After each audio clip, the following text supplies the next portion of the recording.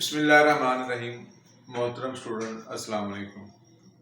काफ़ी अर्सा तक पढ़ाई का जो सिलसिला है वो मुनक़ते रहा, इसलिए कि मैं काफ़ी मसरूफ़ था और काफ़ी तलबा ने कहा था कि आप दोबारा सिलसिला शुरू करें, तो अभी तक मसरूफ़ियत ख़त्म नहीं हुई।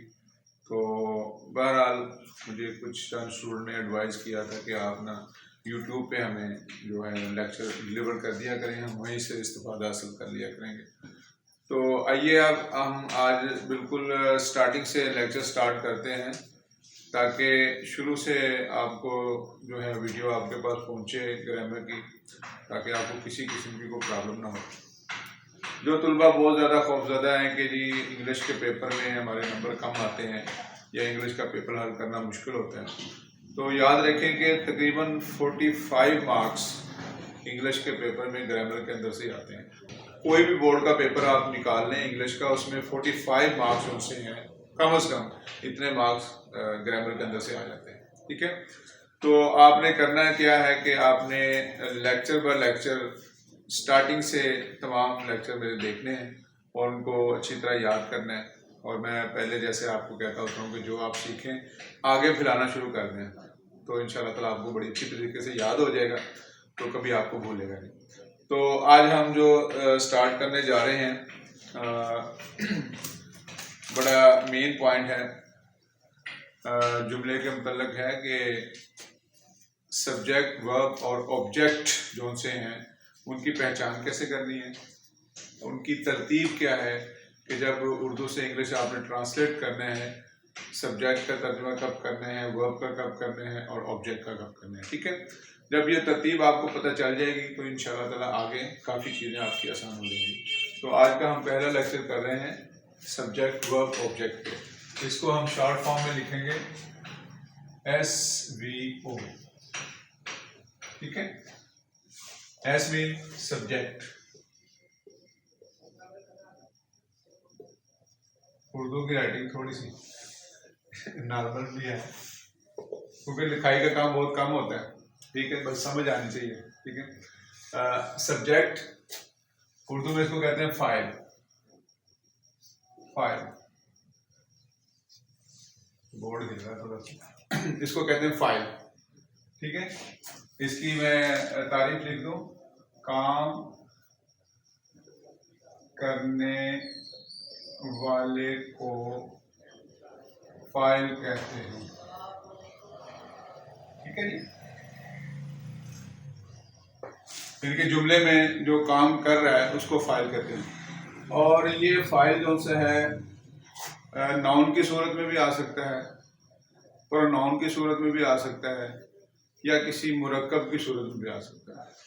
जैसे नाउन, सीधी सी बात है, अगर किसी चीज़ या शख्स का नाम आ जाए, जैसे हम कहते हैं जी असलम, असलम किताब पढ़ता है। ठीक है जी, तो इसमें जो असलम है ये फाइल है और ये एज ए नाउन है, नाउन की शक्ल में यहाँ पर है। ठीक है, अगर इसी को हम प्रोनाउन में लाना चाहते हैं तो हम यहाँ पर ले आएंगे वो किताब पढ़ता है। ठीक है, यहाँ पर ये जो है ये प्रोनाउन है, ये याद रखें, ये प्रोनाउन है। यानी कि प्रोनाउन वो होता है जो किसी नाउन की जगह ले ले। प्रोनाउन वो होता है जो किसी नाउन की जगह ले ले। अगर हम इसकी ट्रांसलेट अगर करते हैं तो हम लिखेंगे ही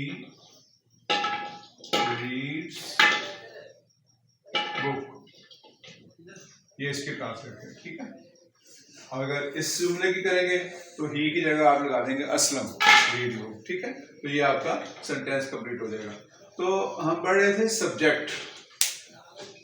फिक्रे में जब सबसे पहले तर्जुमा करना है वो सब्जेक्ट का ही करना है। ठीक है, सब्जेक्ट, काम करने वाले को सब्जेक्ट कहते हैं।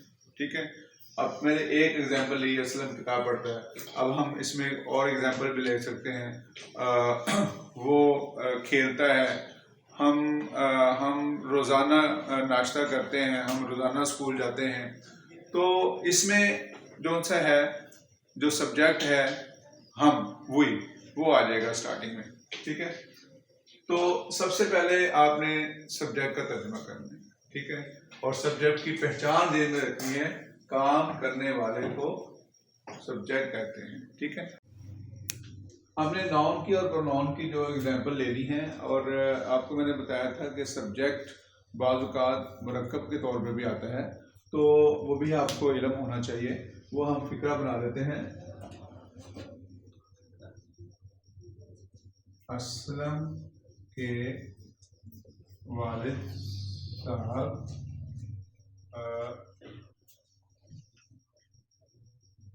बहुत काम करते हैं, ठीक है जी। अब इसमें जो है असलम फादर, ये वाला यहां तक ये मुरक्कब है, ठीक है। और मुरक्कब जब भी आपने लिखना है, इसको इकट्ठा आपने लेके आना है, ठीक है, एक ही जगह पर लेके आना है। इसके हम जब ट्रांसलेट करेंगे तो हम स्टार्ट करेंगे Aslam father, Aslam's father works very hard,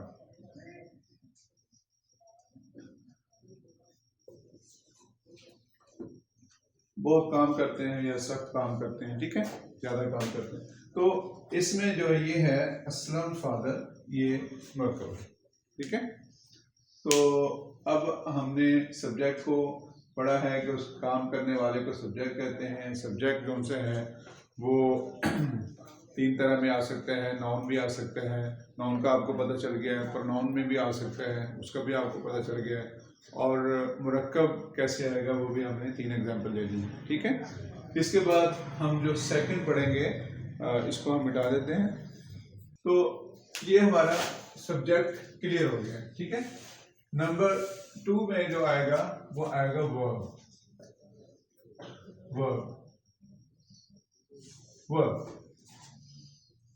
verb को उर्दू में कहते हैं फेल, उर्दू में इसको कहेंगे फेल। इसकी डेफिनेशन हो जाएगी, फिक्रे में जो काम हो रहा हो उसे फेल कहते हैं,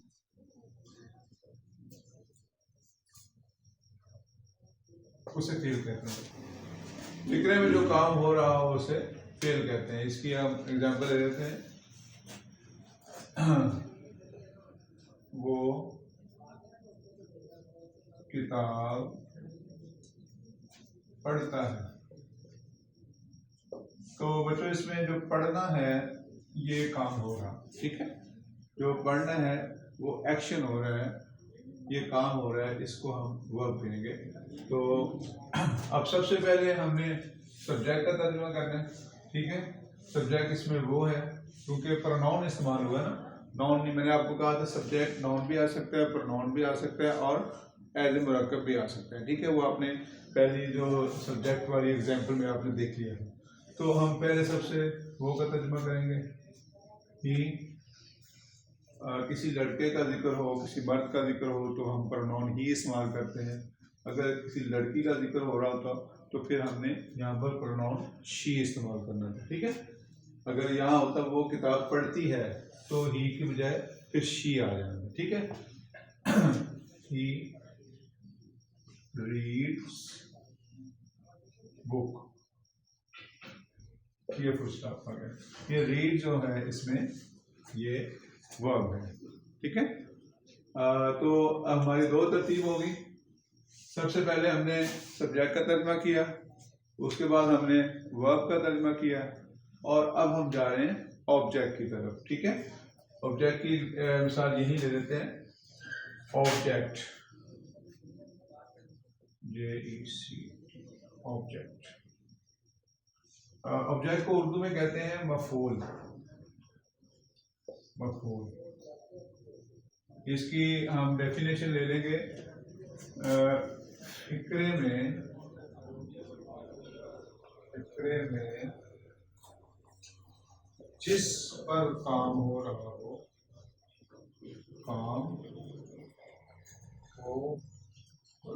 हो उसे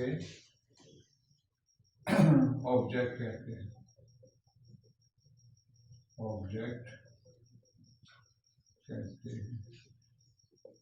और ऑब्जेक्ट का तर्जुमा आपने आखिर में करना है।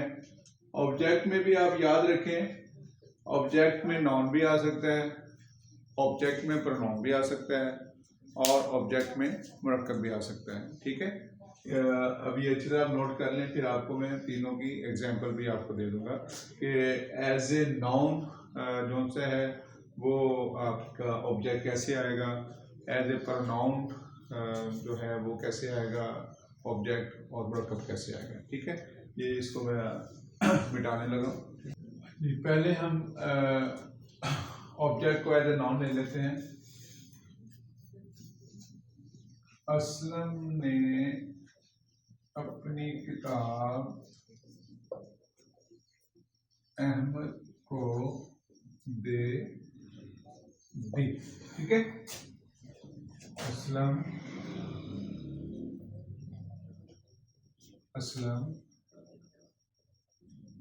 gave his book to Ahmed।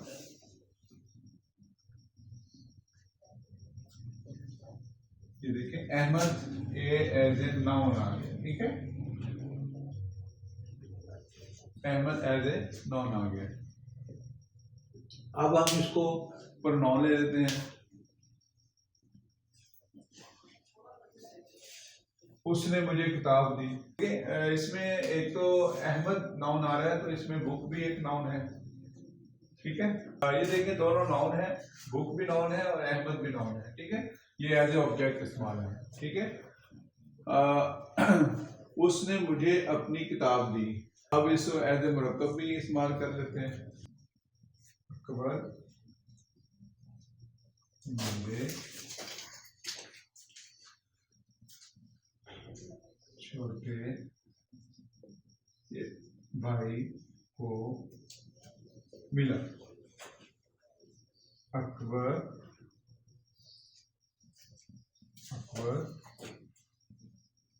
met my younger brother।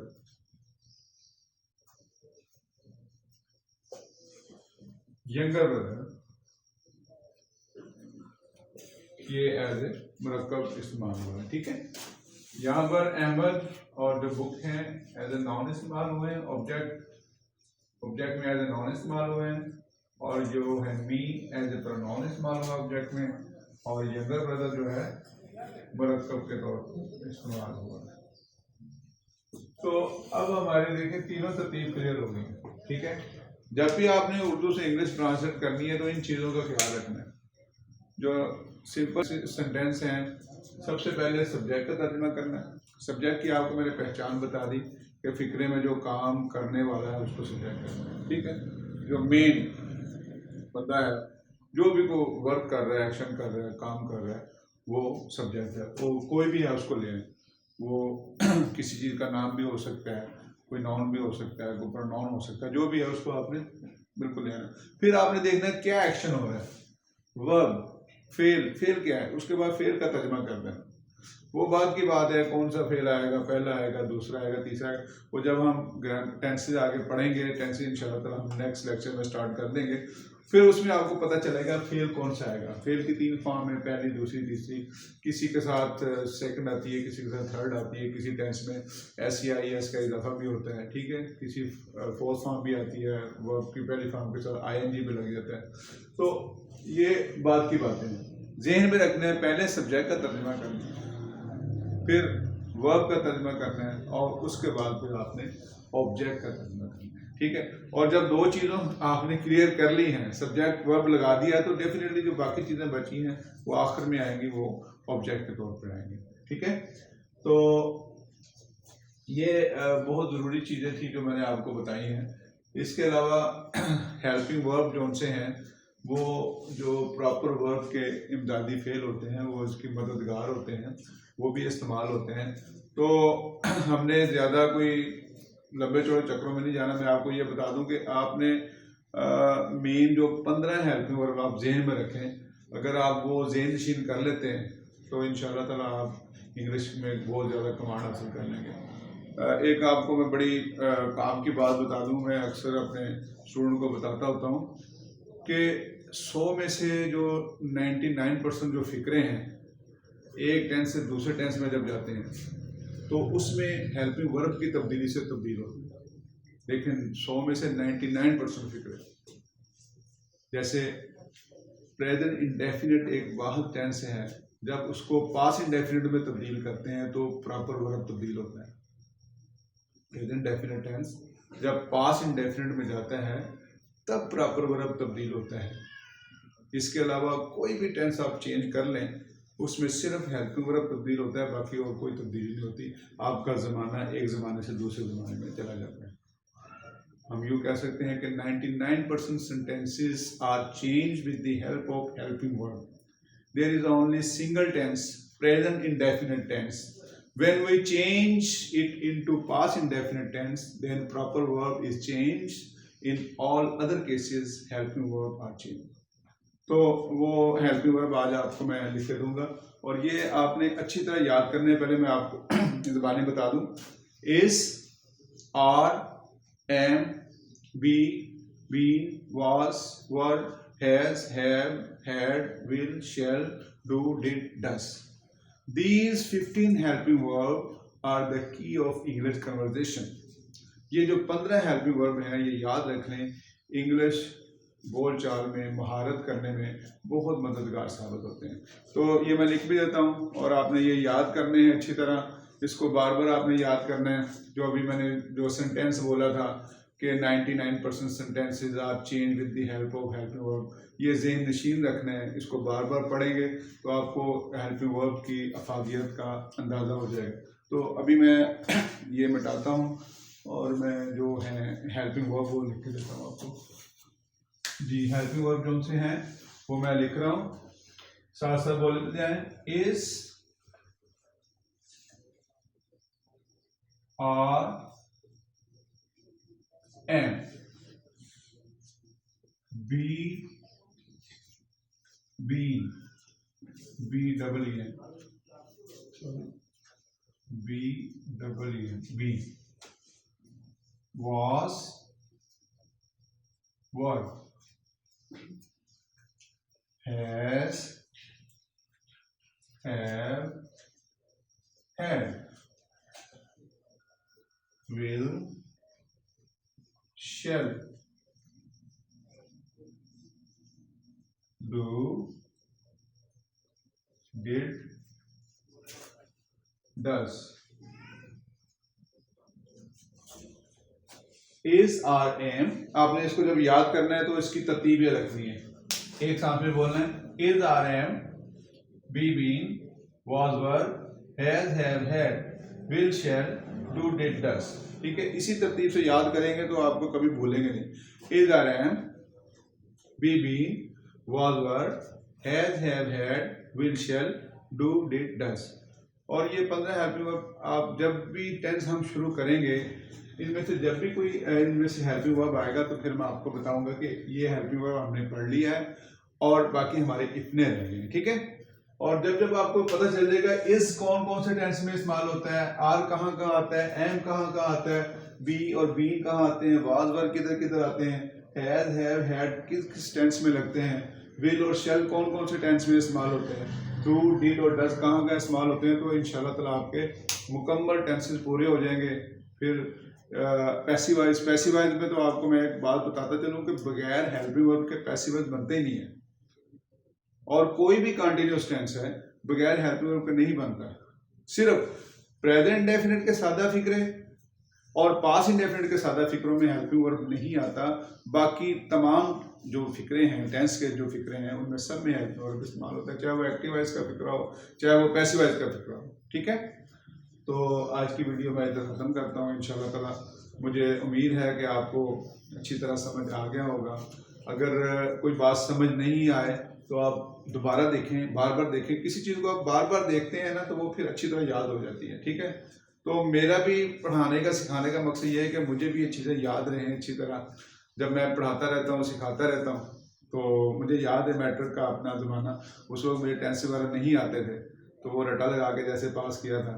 तो इवन के this is a cat, this is a dog, I even know के इसमें इज़ क्यों लगाया। ठीक है, बस वो लिखा हुआ था, मैंने याद कर लिया। तो मैट्रिक की 92 में मैंने मैट्रिक किया था। उसके बाद मेरे उस्ताद मोहतरम थे, मेरे भाई के दोस्त थे मोहम्मद रिजवान साहब ना, तो वो मेरे उस्ताद मोहतरम हैं।